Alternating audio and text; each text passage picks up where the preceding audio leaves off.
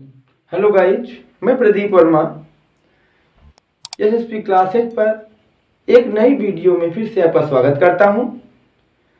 आज का हमारा इंटरेस्टेड टॉपिक है मेथड्स ऑफ क्रॉस पॉलिनेशन या पर परागण की विधियां। आप जानते हैं पर परागण क्या है? पर परागण हमने पिछले वीडियो में बात किया हुआ है कि जब एक पौधे या एक लिंगी पौधा हो या एक ही पौधा हो, उसकी दूसरी वेराइटी हो दूसरी जगह, तो एक पौधे का परागण दूसरे पौधे पर जाता है और उसमें पुष्प के वर्तिकाग्र तक पहुंचता है। तो इस प्रकार जो परागण क्रिया होती है उसे पर परागण कहते हैं। लेकिन आज पर परागण में परागकण को एक स्थान से दूसरे स्थान पर जाने के लिए या एक पुष्प से दूसरे पुष्प पर जाने के लिए किसी न किसी साधन की आवश्यकता होती है। यह साधन वायु हो सकती है, यह जल हो सकता है, या कोई जंतु हो सकता है। तीन ही चीज ऐसे हैं जो पर परागण के साधन में सहायता करते हैं। तो पर परागण के साधन क्या हैं? तो सबसे पहले पर परागण के साधन क्या हैं? साधन क्या है? एक ऐसी युक्ति है जो पर परागण की क्रिया में सहायता करती है, उसे परागण के साधन कहते हैं। इसकी डिफिनेशन लिख लेते हैं।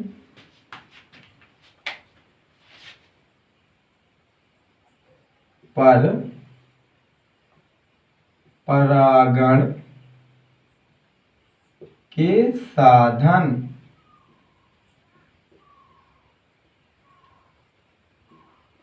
वह युक्ति जिसकी सहायता से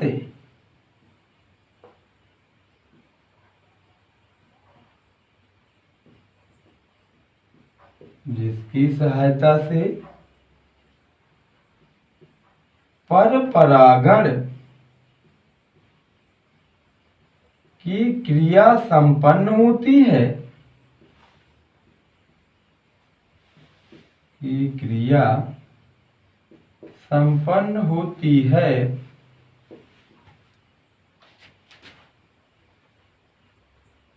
परागण के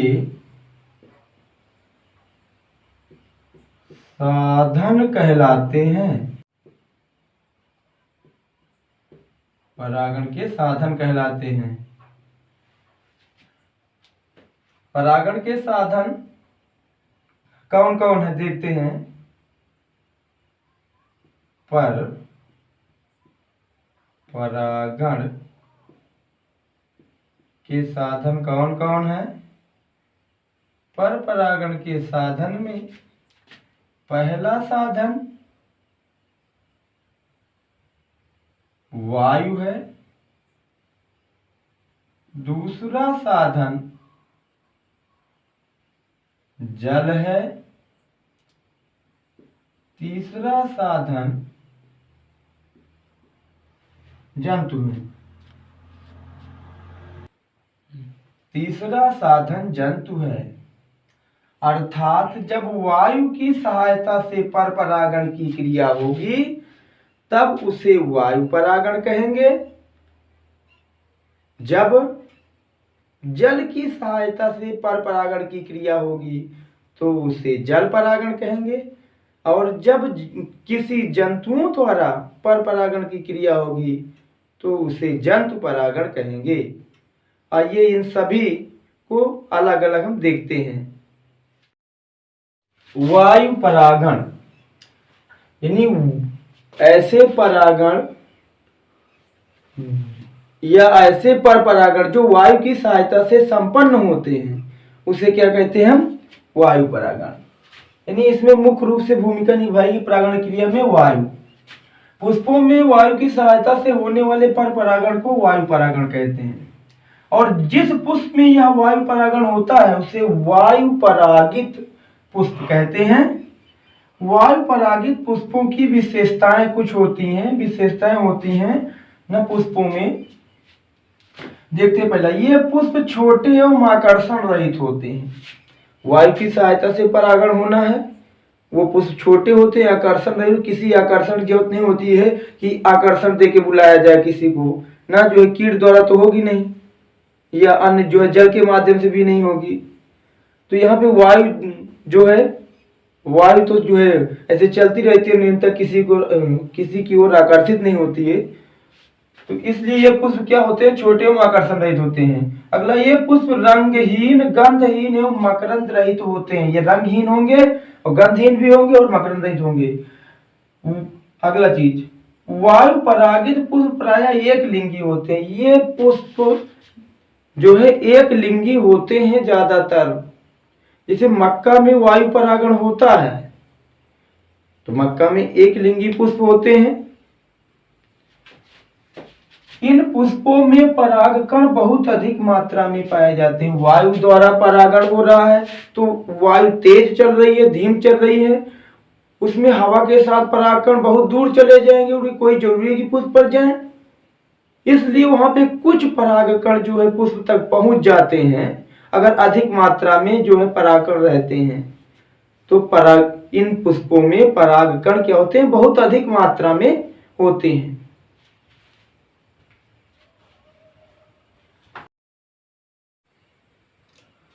जल परागण, आप जानते हो जल परागण जल की सहायता से होता है, अर्थात ऐसे पुष्प जिसमें परागण जल की सहायता से होता है उन्हें जल परागित पुष्प कहते हैं। यानी जलों द्वारा होने वाली पर परागण की क्रिया को जल परागण कहते हैं। आप देख सकते हैं बोर्ड में लिखा हुआ है परिभाषा जल परागण का, पुष्पों में जल की सहायता से होने वाले पर परागण को जल परागण कहते हैं। वह पुष्प जिसमें जल द्वारा परागण की क्रिया होती है जल परागित पुष्प कहलाते हैं। इसमें जो है जल परागण के प्रकार है। जल में परागण दो तरह से हो सकता है। पहली चीज जल के सतह पर, और दूसरी चीज जल के अंदर, ना दो जगह पर हो सकता है। तो जो जल की सतह पर परागण होगा तो उसे कहा जाएगा हाइड्रोफिली। आप जानते हैं कि जल परागण को क्या कहा जाता है, हाइड्रोफिली, और वायु परागण को एनिमोफिली। तो हाइपोहाइड्रोफिली कहा जाएगा जब जल की ऊपरी सतह पर परागण होगा, और जब जल के अंदर होगा तो उसे कहा जाएगा एपीहाइड्रोफिली। देखते हैं यहाँ पे दो टाइप दिया गया है जल परागण के प्रकार, दो प्रकार होता है। हाइपोहाइड्रोफिली यानी इसमें परागण की क्रिया जल की सतह पर होती है। इसका एग्जांपल होगा सिराइटोफिल्लम, नाजास और जोस्टेरा। यहाँ पर जोस्टेरा भी आ जाएगा पादा, इसमें भी होता है एपीहाइड्रोफिली। इसमें जो है परागण की क्रिया क्या होती है, जल के अंदर होती है। इसका एग्जांपल है हाइड्रिला। हाइड्रिला पौधा जो है इसमें जल परागण जो है कहाँ होता है, जल के अंदर। लिम्ना और वैलिसनेरिया जैसे पौधों में भी होता है। जल परागित पुष्पों की विशेषताएं देखते हैं, यानी क्या विशेषताएं होती हैं जल परागित पुष्पों में।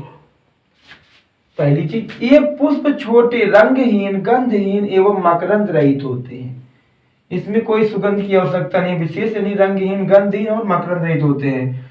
दूसरा, परागकण हल्के होते हैं। यहाँ पे परागकण हल्के होते हैं क्योंकि जो है परागकण जल की सतह पर आसानी से आ सके।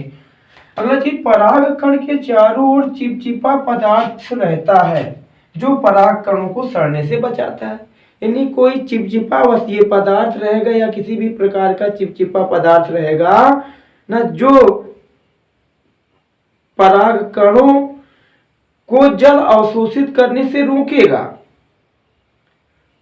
अर्थात जो परागकण में जल अवशोषित नहीं होगा और परागकण सड़ेगा नहीं।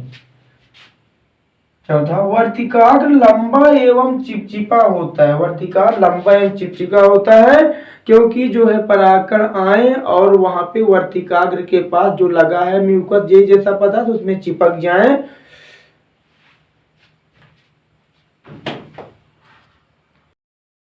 जंतु परागण। देखते हैं परिभाषा। जंतु परागण यानी एनिमल पॉलिनेशन।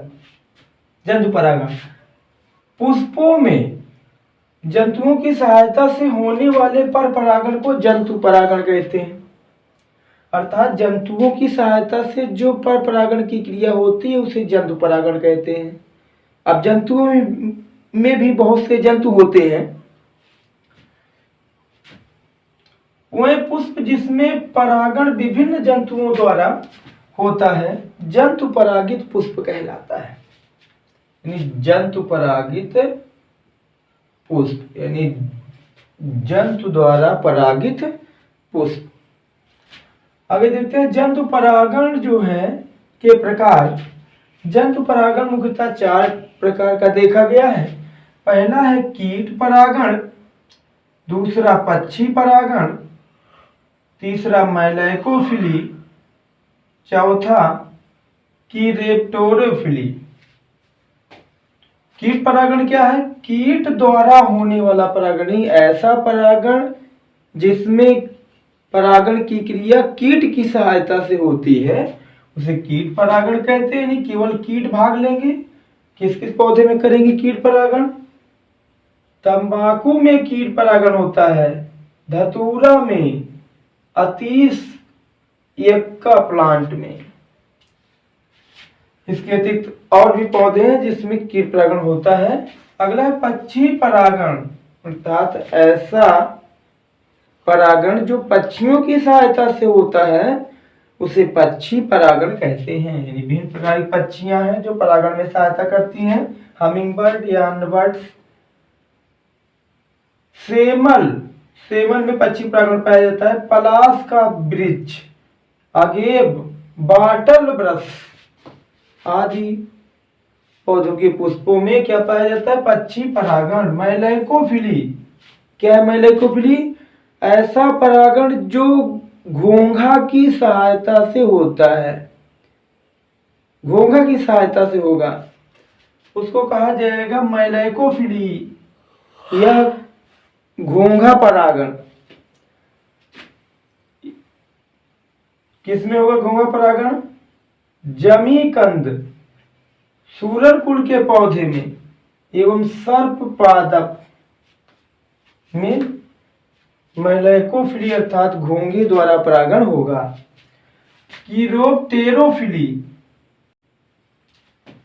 कीरोप्टेरोफिली क्या है?